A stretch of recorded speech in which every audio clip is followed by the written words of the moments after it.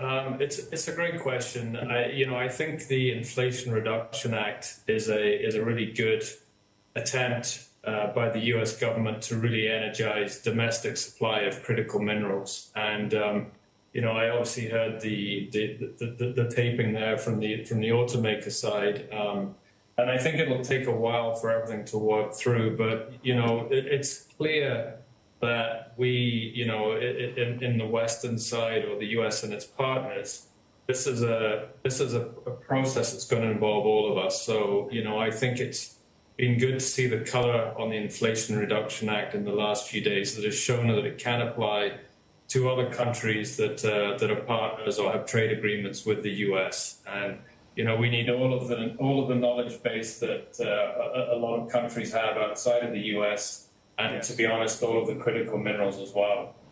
Simon, so in terms of who controls the levers of supply, is it really still China that has that preeminence? And where does it leave pricing? And then furthermore, and you've made this point consistently, how supply constrained is lithium, and where does it leave the pricing outlook related to both of those factors in the short to medium term?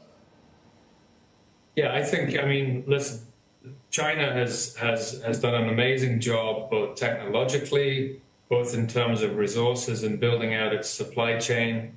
It's incredibly well set. And if you're talking about refined lithium products and refined battery products, the vast majority of those are still coming through China.